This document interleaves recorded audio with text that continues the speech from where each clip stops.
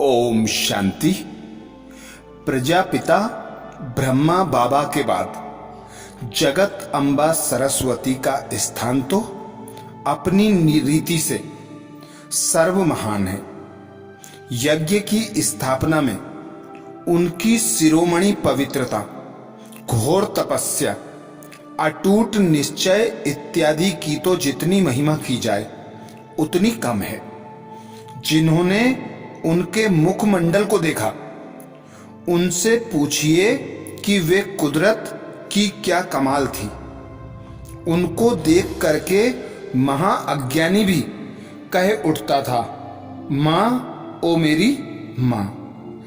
कैसी थी वो भीनी भीनी मुस्कुराहट जो शिव और ब्रह्मा ने ज्ञान रंग से चित्रांकित की हो। उस मुस्कुराहट को देखकर तो रोना सदा के लिए बंद हो जाता। वे निर्मल नैन जिनसे योग तपस्या की प्रकाश रश्मियां जिस पर भी पड़ती उसे भी योग के पंख पर बिठाकर फर्श से अर्श पर ले जाती। ऐसी ममतामयी जगत अम्बा सरस्वती मातेश्वरी मम्मा हम बच्चों की पालना के लिए शिव बाबा के ज्ञान की गुह्य राजों को निकालकर हम बच्चों के सामने ऐसे परोसती थी जैसे कोई मां अपने बच्चों के आगे मनपसंद भोजन रखती हो। तो ऐसे मीठे मीठे मम्मा के महावाक्य जिनका हम मनन कर रहे हैं। अभी तक हमने मम्मा की 2 क्लासों का मनन किया। आज तीसरी क्लास का मनन करेंगे। 14 दिसंबर 1958 की मम्मा के महावाक्य। परमात्मा और धर्म आत्माओं के कार्य में महान अंतर। 14 दिसंबर 1958 को मातेश्वरी जी द्वारा उच्चारे गए महावाक्य परमात्मा और धर्म आत्माओं के कार्य में महान अंतर। मातेश्वरी जी बोली, ओम शांति। हम आत्माएं बहुत पुरानी हैं। जरूर है कि हम आत्माएं कब नई भी थी। हम आत्माएं बहुत पुरानी हैं। जरूर है कि हम आत्माएं कब नई भी थी। भला आत्मा नई और पुरानी कैसे होती है? दुनिया तो समझती है कि आत्मा न्यारी है, ना कटती है ना जलती है। आत्मा का किसी भी तरह विनाश नहीं होता क्योंकि इमॉर्टल है। परंतु अब हमने परम आत्मा से जाना है। आत्मा अपने कर्मों के हिसाब किताब अनुसार दूसरा शरीर लेकर पार्ट बजाती है। भोगने वाली आत्मा है। ऐसे नहीं कि शरीर भोगने जाता है। शरीर में आत्मा भोगने जाती है। कर्मों का हिसाब किताब आत्मा पर लगता है, तब तो आत्मा भोगने जाती है। अगर आत्मा न्यारी होती तो भोगने क्यों जाती? दुख सुख आत्मा ही भोगती है। तो जरूर मेल चढ़ी हुई है। अब आत्मा को दुख फील होता है तो जरूर आत्मा को पूर्ण सुख शांति का भी अनुभव होता था। उसी समय आत्माएं भी नई थी, अब पुरानी बन गई हैं। आत्मा के ऊपर मेल भी अनेक जन्मों की लगी हुई है, ना कि एक जन्म की। मनुष्य जो कुछ विकर्म करते हैं उसकी भोगना बहुत है जो एक जन्म में पूरी नहीं हो सकती।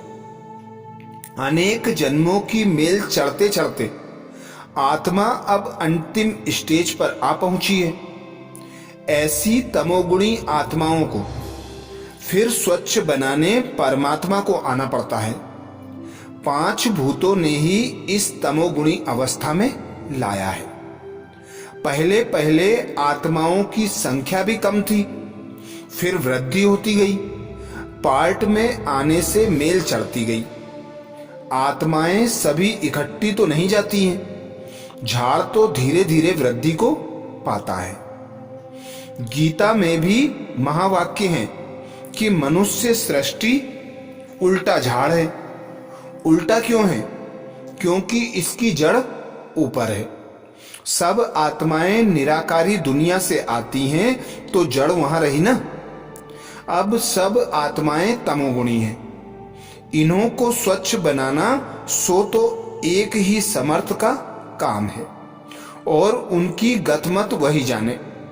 सतगति करने वाले सतगति करने की मत उनकी क्या है, किस तरकीब से करते हैं, वह तो वही जाने। मनुष्य आत्माएं तो पार्ट बजाते बजाते पुरानी हो गई हैं। वह कैसे किसको स्वच्छ बनाएंगी? वह बल कहां से आए? सर्वशक्तिवान तो वह एक ही परमात्मा है। वह बाप भी आत्मा है, परंतु उनको परम कहते हैं क्योंकि पुनर्जन्म रहित हैं। उनको कोई लेप छेप नहीं लगता। उनसे सतोगुणी संस्कार कब जाते नहीं। आत्माएं जन्म मरण में आती हैं तो वह संस्कार ले जाते हैं। जो भी स्वच्छ आत्माएं हैं वह आती हैं अपना धर्म स्थापन कर उनकी पालना करने।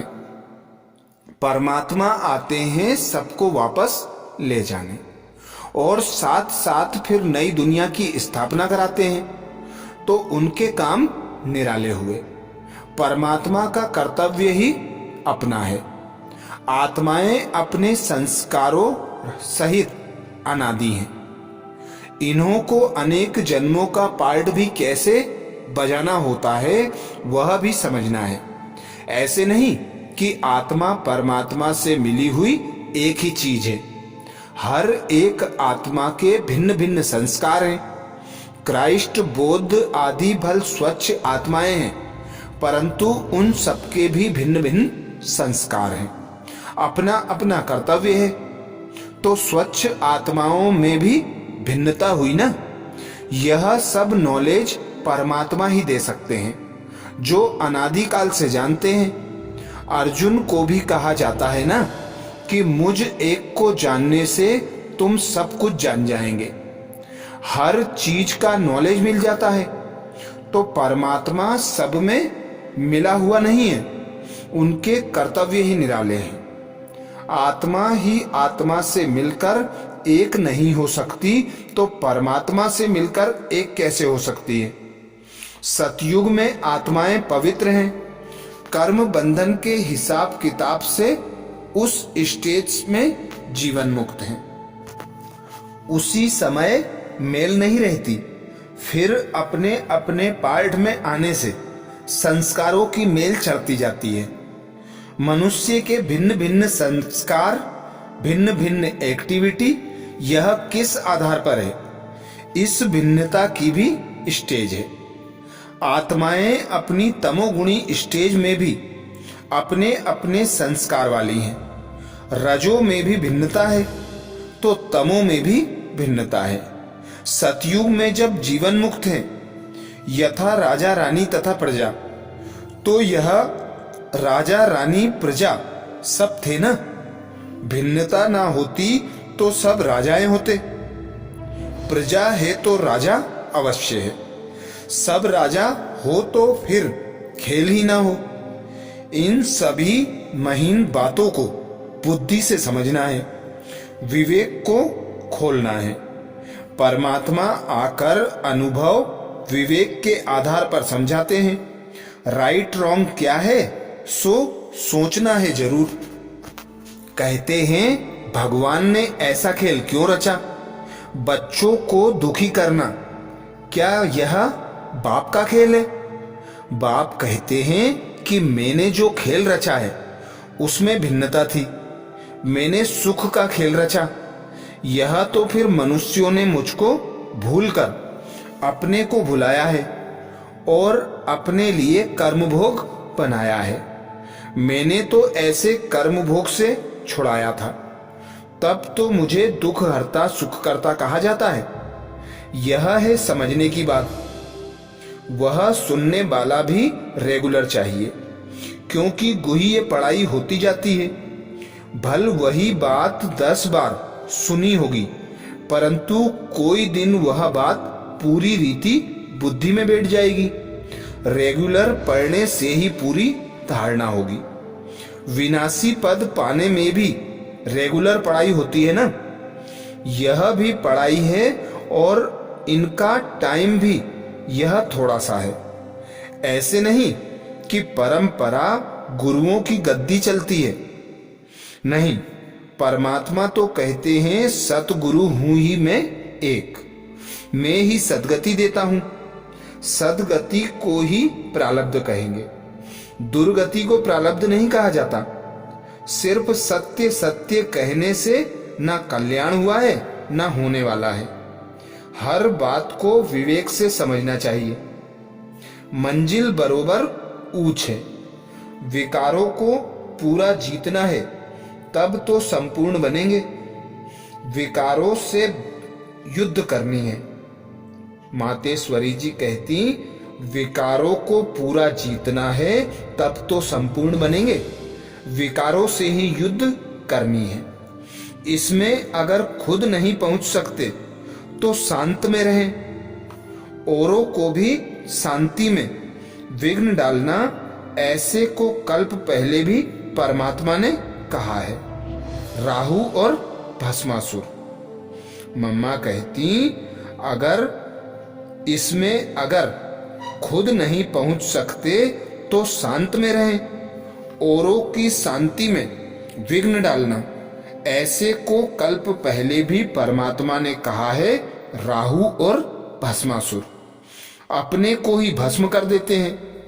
असुर तो पहले ही हैं। ज्ञान अमृत पी फिर उल्टा बनते हैं, तो उनको भस्मासुर कहा जाता है। तो ज्ञान अमृत पीकर और ही भस्मासुर तो नहीं बनना चाहिए। अपना काम है सूचना देना। बुरे बनो तो भी कितने तक बनो, अच्छा बनो तो भी कितने तक बनो। बुराई में भी स्टेज है, सतो रजो तमो। ऐसे नहीं कि एकदम चकनाचूर हो जाओ। भल बुरे बनो यानी पद गवाओ, परंतु एकदम भस्मासुर तो नहीं बनो ना। खुद नहीं चल सकते तो औरों को तो विघ्न नहीं डालो। करते तो सब अपने लिए है ना। सच्चे पुरुषार्थी को तो यह विघ्न आदि और ही फोर्स अर्थात जोश दिलाते हैं। बाप का फर्ज है सपूत अथवा कपूत बच्चों को समझाना। कपूत प्रति भी सूचना दी जाती है। मुफ्त अपना पद भ्रष्ट करते हो। बनाने वाले तो अपना पद बना ही लेंगे, बिगाड़ेंगे फिर भी अपनी। इसलिए कुछ सोचना चाहिए। अच्छा, ये थे मम्मा के 1958 के महावाक्य। ऐसे ही और मम्मा के महावाक्यों के लिए बाबा के चैनल को सब्सक्राइब करें। अच्छा, ओम शांति।